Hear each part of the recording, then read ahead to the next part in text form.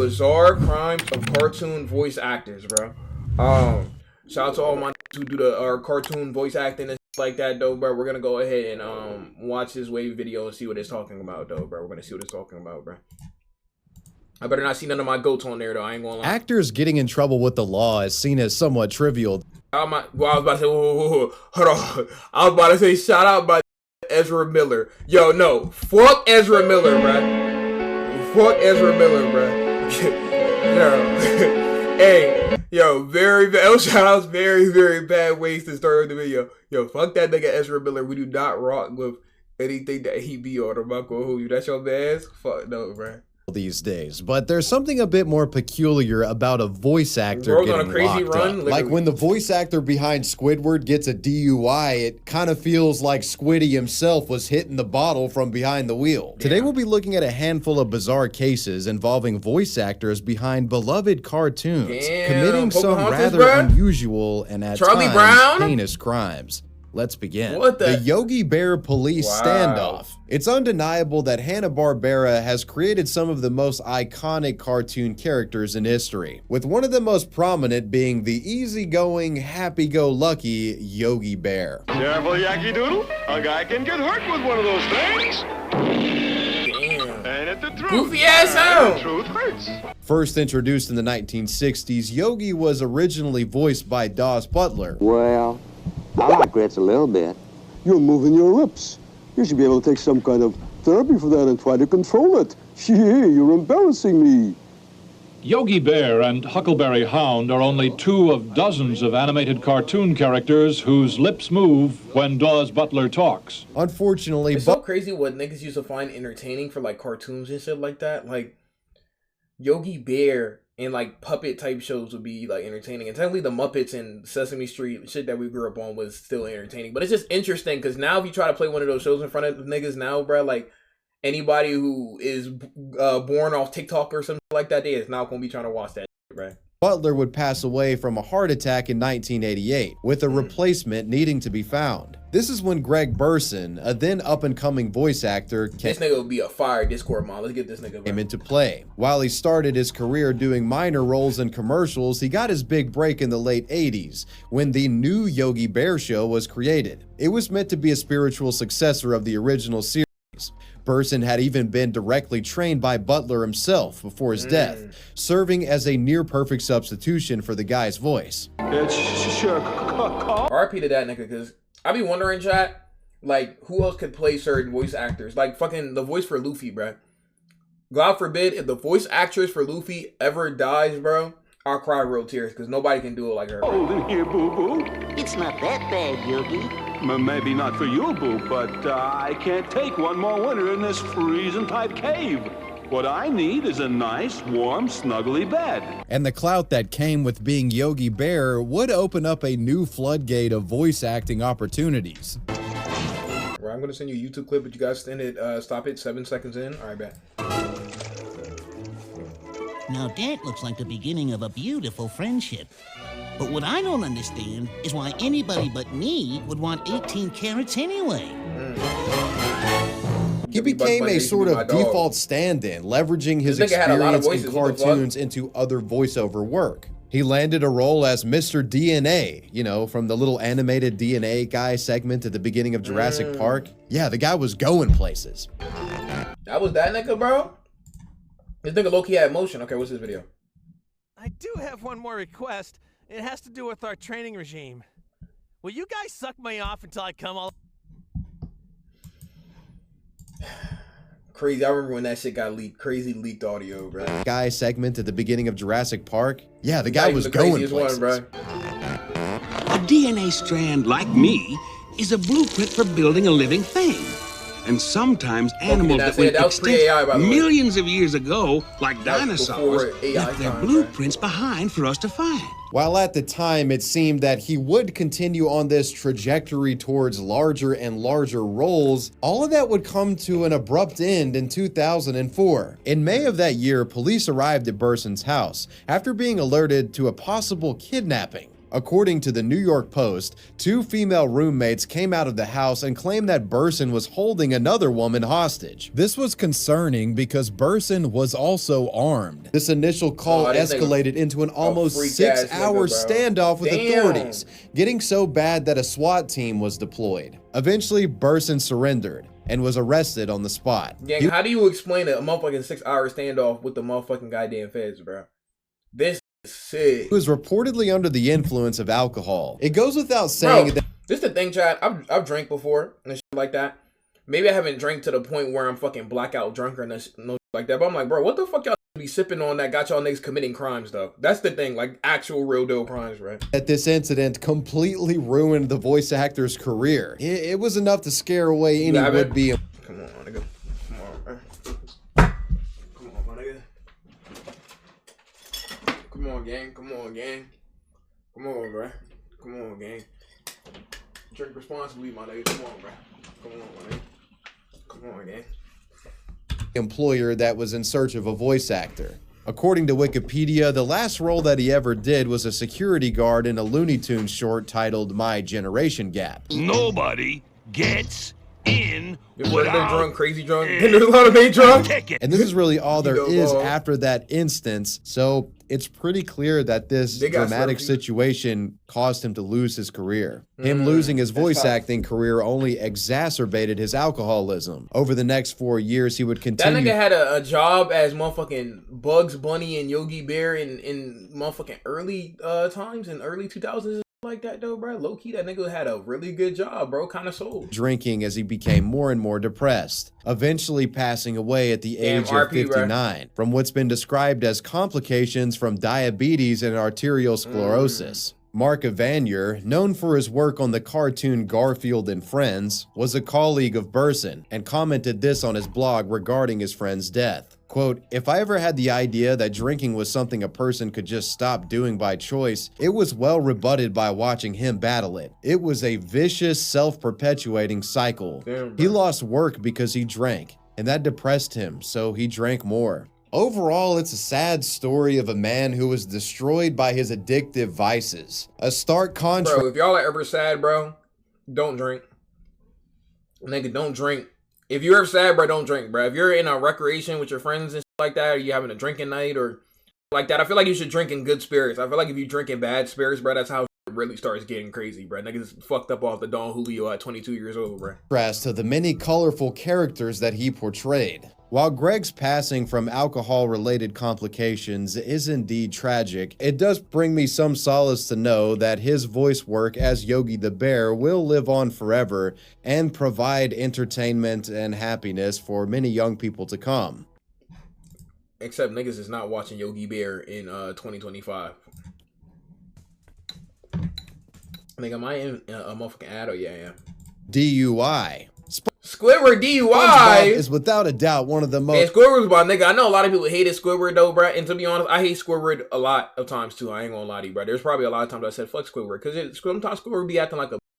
But realistically, growing up, bro, when I grew up and shit like that, I understood what he was going through, bro. Annoying ass neighbor, starfish and sponge fucking every day, just yelling and shit, creating hell in the work, goofy ass laugh, annoying. Like any of y'all niggas who be on y'all hating. Can understand where Squidward was coming from, bro. Most beloved animated franchises of all time.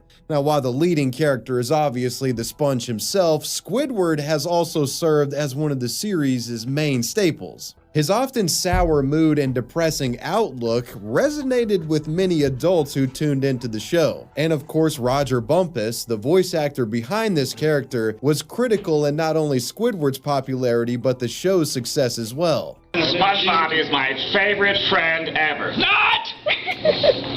That's crazy, come on down to the Krusty Krab. I don't know why, just come on down. It's crazy seeing a fucking human being talk as Squidward, bro, because that nigga is Squidward. I need the money, or he needs the money, or he needs to pay me the money.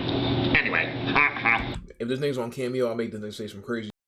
Have a wonderful day. In addition to his work on SpongeBob, Bumpus has also been quite prolific in the film industry, both in live action and with voiceover roles. While he's managed to maintain a relatively clean reputation for the majority of his career, this would change after an altercation with authorities. In January of 2016, Burbank, California police were called after being alerted to a vehicle sitting in the middle of the road. And when they arrived, they found the voice actor leaning on the side of it. When confronted, Bumpus allegedly showed numerous signs of being under the influence of alcohol. According to the LA Times, he not only failed the sobriety test, but also blew twice above the legal limit on the breathalyzer. He also apparently stumbled multiple times and was clearly unfit to drive. This led to the obvious conclusion that Roger had been driving drunk and he was arrested soon after. The Huffington Post stated that he was released on a $15,000 bail the next morning, with a media frenzy ensuing soon after. This seemed like a relatively open and shut case, with most expecting Bumpus to accept his losses and continue with his legal proceedings behind the scenes.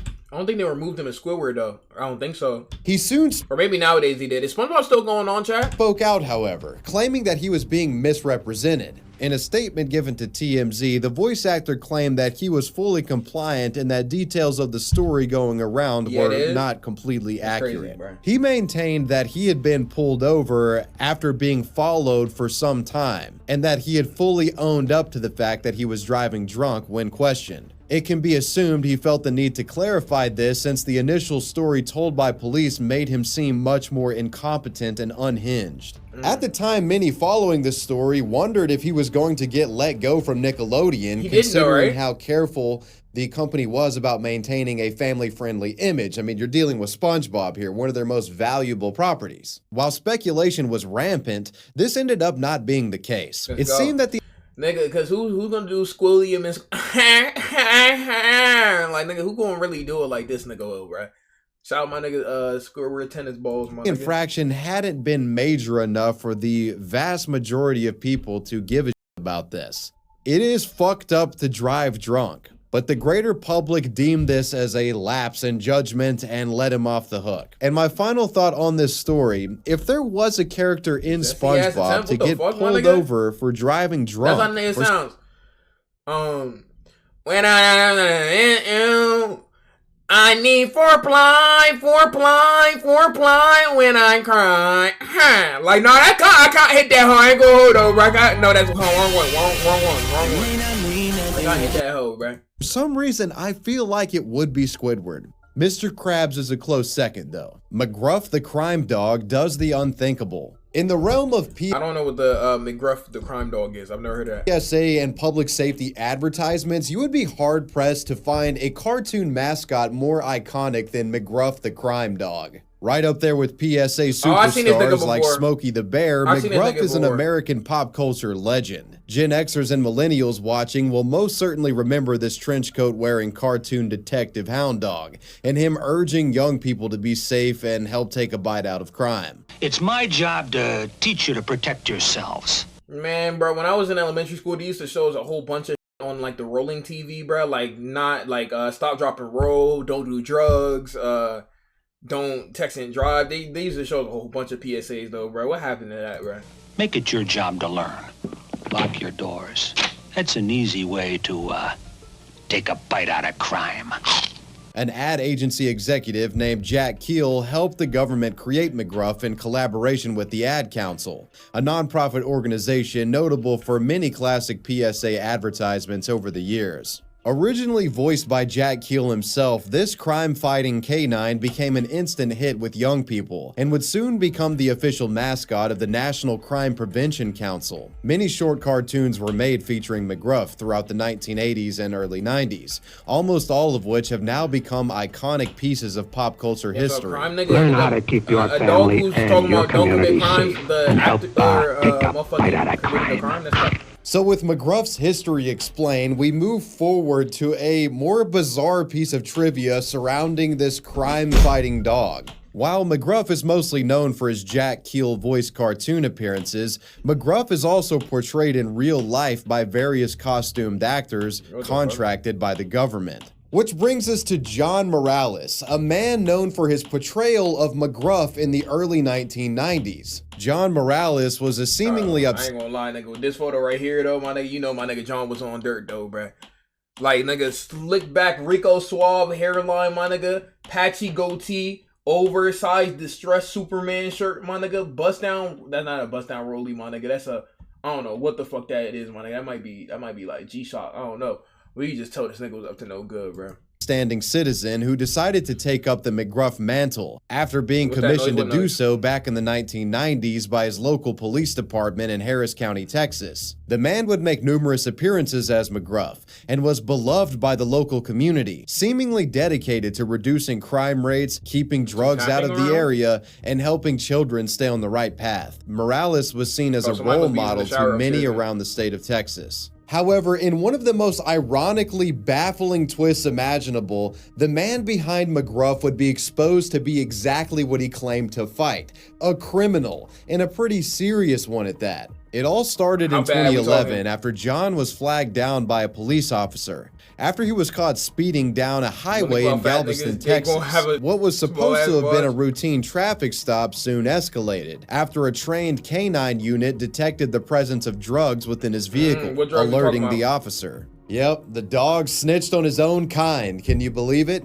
After searching his car, Morales was found to be in possession of marijuana seeds. Illegal, sure, but nothing too crazy, right? It gets worse. Well, in addition to finding marijuana seeds, they also discovered an incredibly detailed blueprint for what appeared to be a farm, stashed away near the seat of his car. I'm sure he was just planning on growing some corn. Obviously, these plans and the large stash of pot seeds set off alarm bells. This guy was up to something. Following up on their suspicion, authorities soon raided the man's home. And what they found was shocking to say the least. According to a CBS News report, police discovered 9,000 rounds of ammunition, a grenade launcher, and 1,000 individuals. We got this nigga up to no good, I'm not gonna lie, bro. I was about to, bro, because if it was just he got some weed on him, bro, I'd be like, yo, it's not that deep. Y'all gotta leave him alone. This nigga had a grenade launcher and 27 weapons, bro. What the fuck, bro? Why would he ever in life need a grenade launcher? Who the fuck is his ops, though, bro? Oppa, nigga? Who's he fighting, bro? 1,000 rounds of ammunition. To a CBS News report, police discovered 9,000 rounds of ammunition, a grenade launcher, and 1,000 individual marijuana plants inside of the McGruff actor's house. In a betrayal of everything McGruff the Crime Hound stood for, Mr. Morales had been caught red-handed managing a weed growing operation that would make even Snoop Dogg blush. Bro, he probably lost so much fucking money off this, bro. I know probably anybody related to this nigga lost so much fucking money because bro got caught up. That's tough. This was no simple drug bust. If anything, it seemed like this so-called crime-fighting hound had been gearing up to become a full-on drug kingpin with weapon stockpiles and everything. Though thanks to the police dog that initially sniffed out this phony friend of the community, John Morales never got his grow-up off the ground, and the former McGruff masquerader was sent to a cell. In 2014, John Morales was sentenced to serve 16 years in prison for his crimes. John, when is still not out, bro. Begging for mercy from the court, would state that he was a non-violent offender. During proceedings, the judge disagreed, stating, quote, "Everything I read about you makes you seem like a scary person." The disgraced crime dog's defense attorney protested by claiming John was simply trying to support his family through his expansive grow operation. That's a crazy way to support, but hey, bro, get your shit, bro. As most characterized the guy as a deranged criminal with potentially violent aspirations, considering his guns and ammo stockpile. Bro, holy shit. Imagine wanting to rob a nigga who plays a harmless police dog and you get hit with a grenade to the chest. Yo, the fact that this nigga had a golden rarity grenade launcher, like this nigga ops must have been crazy, bro. Bro must have been paranoid as fuck. Cause where the fuck he get a grenade launcher in the first place, bro? That nigga must have been so fucking paranoid, and potentially events fell on deaf ears as most characterized the guy as a deranged criminal with potentially violent aspirations, considering his guns and ammo stockpile. And so the McGruff the Crime Dog actor was convicted to serve time in prison. As you like, who the fuck was this nigga beefing with? Tough puppy nigga? Who the fuck? I'd expect many online commentators at the time had a field day with this story, making numerous jokes at the guy's expense while pointing out the irony here. So it looks like McGruff missed out on catching a criminal that was right under his nose the whole time. If there's one thing I know about McGruff the Crime Dog, it's that he's against crime and drugs. Let me tell you what happened to him recently. Sentenced last week to 16 years in prison for multiple drug and weapons still in charges. there, bro. Oops. Based on the time frame of his charges and the fact that no updates have surfaced about him, it can be assumed that John Morales is continuing to serve his sentence to this very day. That nigga's and the so real sick, McGruff bro. continues his work informing They got snitched on by his own motherfucking mascot, bro. children and teenagers about the dangers of crime. Recently, McGruff has returned to help keep the kids off fentanyl. Did you know that fake prescription pills may contain fentanyl? Keep up the good work, dog. Pocahontas voice actor goes to jail. Pocahontas remains one of Disney's cult classic animated films. Damn, right up there with the Pocahontas, best bro. of them. Hercules, Mulan, Aladdin, you name it. While it has been criticized for its portrayal of certain historical events, it's still an achievement nonetheless. One of the main factors that contributed to its success was the bringing to life of Pocahontas by her voice actor Irene Bedard. Well, you know, I know in Pocahontas, she has animal friend. Let's be honest, Shaq. Out of all the movies that they listed, Pocahontas is not a top 10 Disney movie, first of all, bro. It's not. That's all I wanted to say. Pocahontas is not a top 10 Disney movie, bro. And people ask me that all the time, whether or not, you know. And yes, I am a friend of fur and feathers. And I actually did have a little raccoon who used to come to my back porch and I swear would eat little, you know, things like he was having tea and crumpets and should have had a little hat and a vest or something. Pocahontas literally just racist stereotype the movie. Yeah, I grew up in Alaska and I love the wilderness and I love love animals and so, yeah. While this film would be her main claim to fame, she would appear in a variety of other works over the span of her career. Unfortunately, behind closed doors, Irene struggled with severe emotional problems, which eventually leaked out into the public eye in embarrassing fashion. The troubles began in November of 2020 in Beaver Creek, Ohio, when the actress was arrested for two separate incidents that took place over the course of a single week. The first began as a domestic dispute between her and her family. As the story goes, she showed up at her ex-husband Denny Wilson's house and began screaming, allegedly hitting their 17-year-old son. This is when he called police, though nobody could have predicted just how precarious the situation would become. When they came to investigate, they were met with an incredibly unstable woman who was clearly under the influence of alcohol. This, combined with her emotional distress, sent her into a frenzy. Police footage of the encounter was later obtained by TMZ. She can be heard in the footage. Voice actress for Mulan would never, my nigga. Jasmine from Aladdin would never, my nigga. Motherfucking goddamn, motherfucking Shell from Journey to the West, bro, would never, my nigga. Insulting the officers and mocking them for being white, which I have to say is very much on brand to the anti-colonial themes of the original Pocahontas movie. Hi, white men. I will just tell you, you're both white men. Eventually, after it was clear that she was being detained, she started having a mental breakdown, screaming at the top of her lungs over and over again and getting louder and louder. Quinn! Quinn! Quinn! Quinn!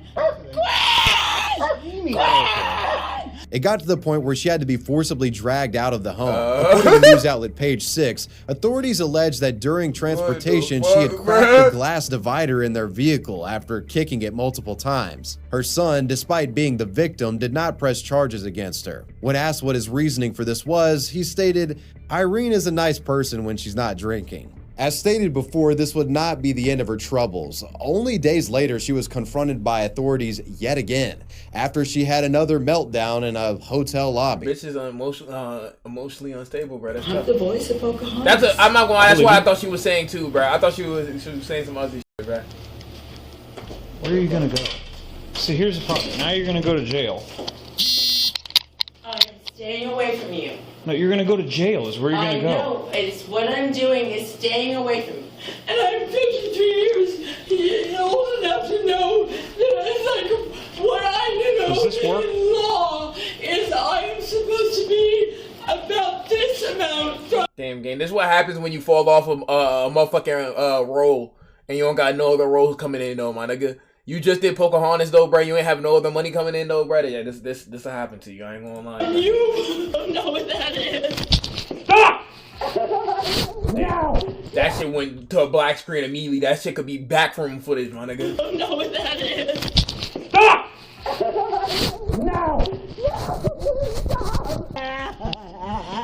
She was then forcibly escorted out of the building and taken into custody for disorderly conduct. She would later be released without bail. At the time, this is where the story left off, with many theorizing that her erratic behavior had been the result of alcohol abuse. Now, if you thought this was the end of things, you'd be mistaken. In 2022, she was involved in yet. Scared to drink alcohol? You just gotta do it in moderation, though, bro. Niggas be drinking it, talking about some, yo, this shit ain't, and then drink like motherfucking end up drinking 20 shots. Then them niggas wonder why they're in motherfucking Siberia when they wake up. Another incident. This time, authorities were contacted to investigate a woman who was seemingly passed out on the side of the road. This turned out to be none other than Irene. Yeah, she's cooked. She was just as unstable as she had been before. The Pocahontas voice actor was once again arrested for disorderly conduct. In the time since these controversies, she has picked up a few minor roles, though it's unlikely she's ever going to be touching anything Disney related again. Simba's voice actor kills 2 people. What the fuck? Yo, that's why they had them UK niggas in the motherfucking Lion King, bro. That's why they had them UK ass actors in the motherfucking recent Lion King that they just dropped and shit like that. What the fuck? This the first time I heard about it. What the hell?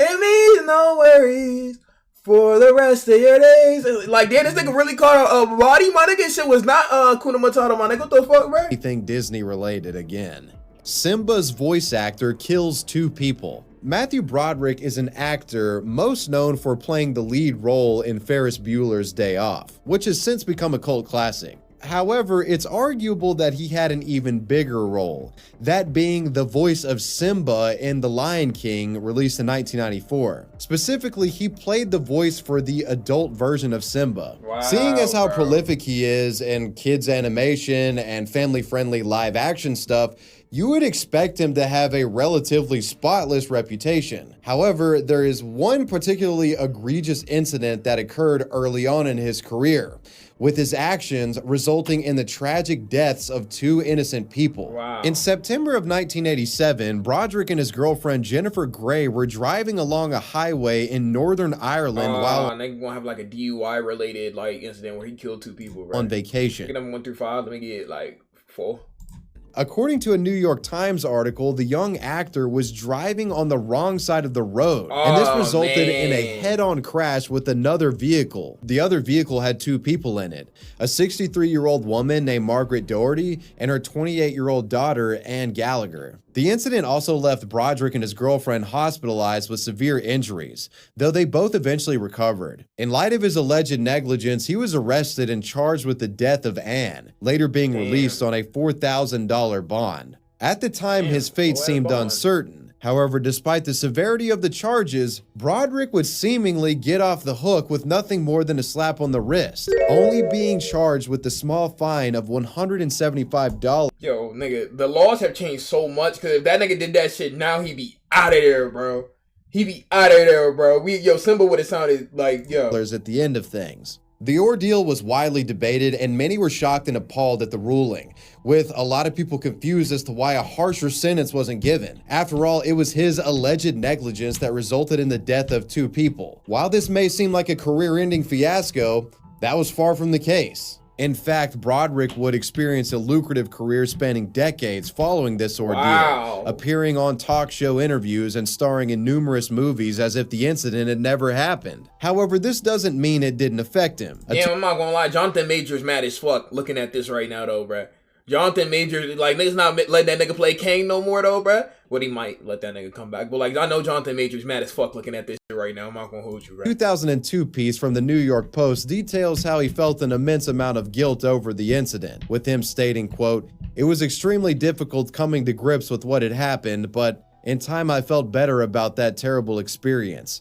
Therapy helped." The article also mentions that a man named Martin, who was a living relative of the 2 deceased women, eventually forgave Broderick and acknowledged that it had been a mistake, no matter how negligent. This, combined with Broderick's continued appearances in major productions, led to the incident slowly fading in relevance over time. The controversy would be reignited in 2012, however, after Matthew bafflingly agreed to be in an advertisement for Honda. While the commercial— Oh my god, yo, this nigga should have known better, bro. Yo, this is so crazy, bro. Bro went to do an amazing career after that. Yeah, usually that would be some career-ending shit.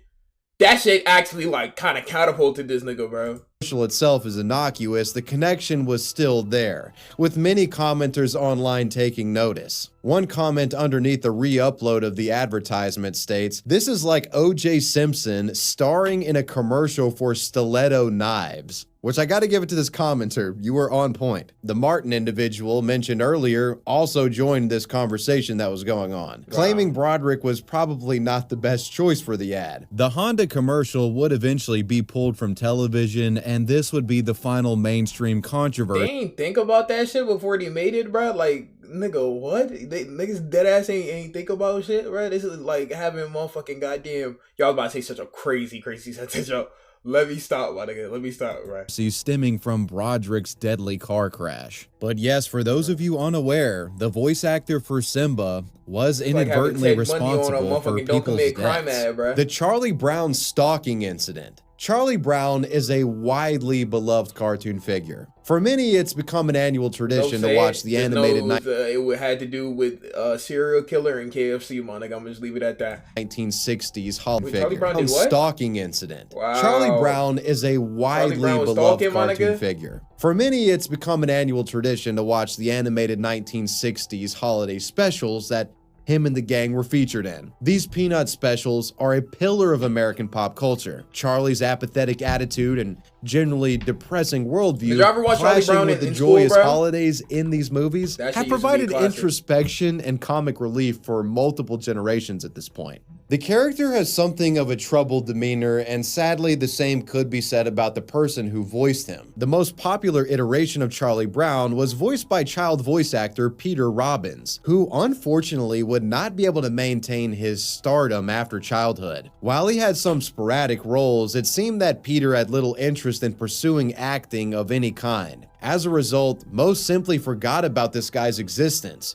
assuming he had moved on to better things. Unbeknownst to the general public, Robbins would struggle for most of his life and would go on to commit disturbing crimes related to stalking and harassment. That's so fucking crazy, my nigga. Yo, you would never think some of these niggas who are either actresses or actors, my nigga, especially for a character like Charlie Brown. Yo, that's not even a nigga you would think like would really be on some nigga. Charlie Brown, my nigga. Like, I expect that out of motherfucking Irwin from Billy and Mandy, my nigga, but not Charlie Brown though, my nigga.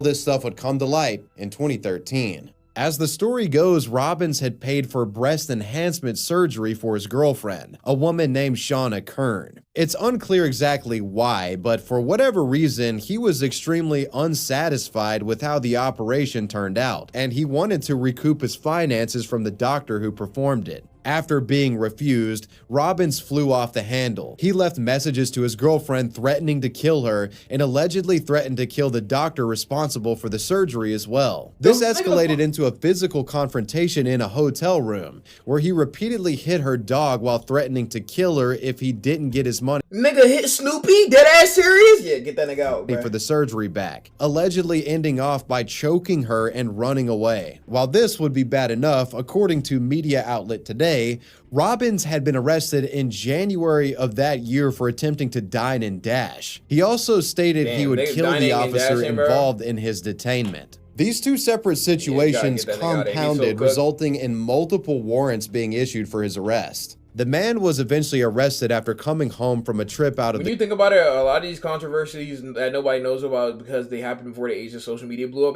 That's a fact.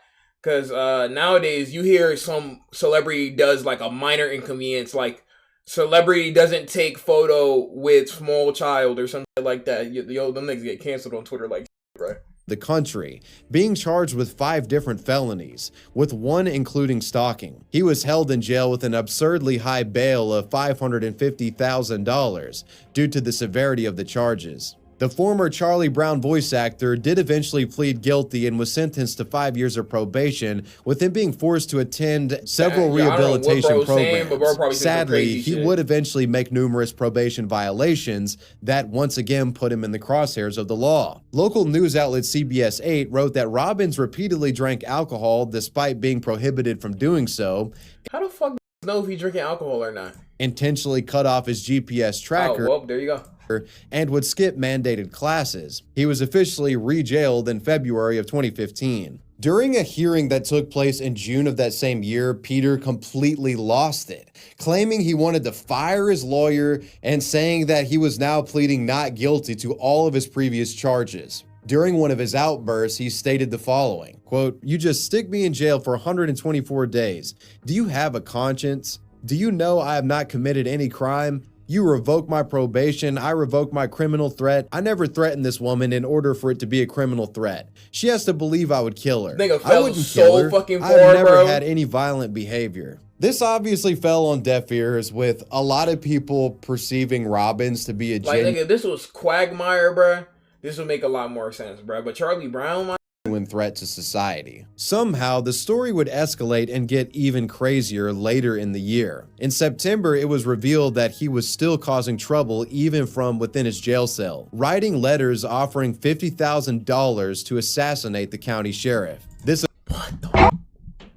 nigga, you can't write that in there, bro. Yeah, there's something wrong with this nigga, bro. Y'all gotta keep bro in there indefinitely, bro. You can't do that, bro. Writing letters offering $50,000 to assassinate the county sheriff. This, of course, resulted in even more felonies being piled onto his already marred public record. District Attorney Brenda Daly was unimpressed with his actions, stating, quote, "He has solicited and attempted to solicit many members through letters and writings to kill the sheriff. He has attempted to intimidate many people. He has acted out in jail numerous times." You know, he got his ass beaten in jail. The NBC article goes on to state that he also vandalized his cell, causing significant physical damage. It's also revealed that during another court hearing, Robbins seemed to not understand what was happening multiple times, further proving just how mentally unstable he was. Eventually, he was officially diagnosed with bipolar disorder, being released from prison in 2019. He did an interview with local news outlet Fox 5, where he detailed some of his experiences. In one story, he recalled that the guards would often knock on the cells, making it difficult for inmates to sleep. He claimed that now that he was through with the experience, he only wanted to spread positivity, even getting a Charlie Brown themed he changed his life around, chat. Maybe, hopefully, though. Right then, they got that ice on him, too. Tight shit, though. Tight shit. Tattoo on his arm, and stating, quote, "It's a symbol to me of refurbishing my life. I don't have any animosity towards anybody." I'm crying, nigga. 58 years later, this nigga still rocking the Charlie Brown drip, though, bro. You gotta let that shit go, though, bro. I want to write a book about my experiences in jail and prison, and what I have to look forward to. Confessions of a Blockhead. Unfortunately, this positive energy wouldn't last. In 2022, it was discovered that Robbins had tragically taken his own life at the age of 65. In a statement to USA Today, his agent Dylan Novak commented on Robbins' death, stating, "He was a great friend and the most generous celebrity I've ever met. He needed money more than anyone else at the shows he attended, but instead gave away so much free merchandise because he couldn't stand someone to walk away sad." And well, you made it to the end. Let me know what you guys thought about. That's crazy, bro. That's crazy, bro.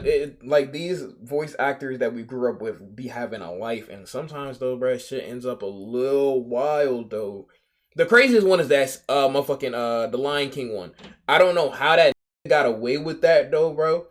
And to this day, just be forgetting that. Like, that's kind of wild, but hey, it's simple, so I guess niggas gonna let it slide, though. If you're watching this on the live channel, Twitch, Blue Ride in the description, come to the motherfucking stream and like those. And yeah, I BBG.